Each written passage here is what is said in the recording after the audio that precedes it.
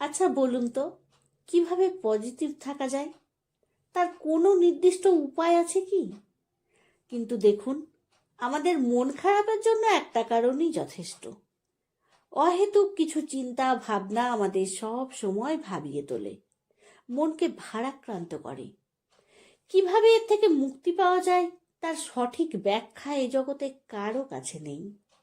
কিন্তু একটা কথা জানেন কি, আপনার যে মনটা, সেটা আপনার কাছে ঘরের মতন। মানে মনটাই আপনার ঘর, আর সেখানকার মালিক কিন্তু আপনি নিজেই। আচ্ছা, আপনি যখন মালিক, ঘরটা পরিষ্কার রাখার দায়িত্ব কিন্তু আপনার ওপরই বর্তায়।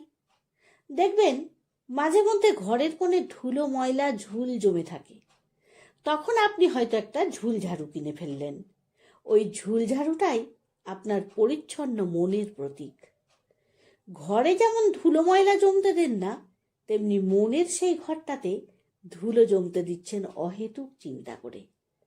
একটা কথা জানবেন, মন বা ঘর যেটাই হোক, সেখানে যত ধুলো জঞ্জাল জমতে দেবেন ততই জমতে থাকবে। তাই অল্পতেই সেটা পরিষ্কার করে ফেলুন, দেখবেন ভালো থাকবেন। আর যেটুকু ধুলো দরজা জানলার কোণে জমে আছে, ওটুকু থাকুক। ওটুকু ধুলোর মতন কিছু মানুষ বা কিছু সমস্যা আমার আপনার জীবনে থাকবেই। আর ভালো থাকার উপায় কি জানেন?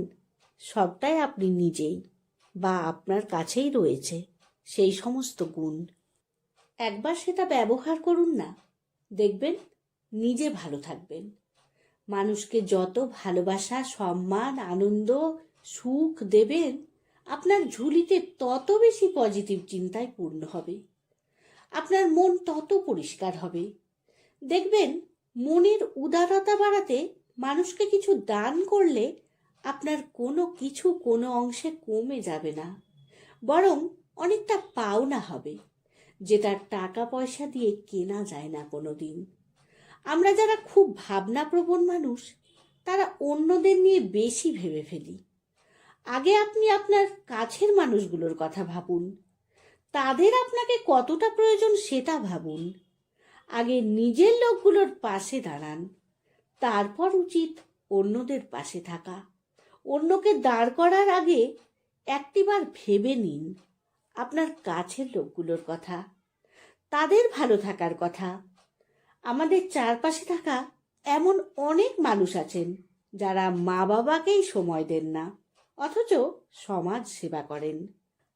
আমরা ছোটবেলা থেকেই শুনেছি, মা বাবাকে দেখলে আর তীর্থ ভ্রমণ করতে হয় না। সেটা না করে যদি সমাজ সেবা করতে যান, তাহলে বিজ্ঞাপনের আলোয় নিজের প্রচার ছাড়া সেটা আর কিছুই নয়। দেখবেন, এটা করতে গিয়ে নিজের কর্তব্যটুকু হারিয়ে ফেলবেন না।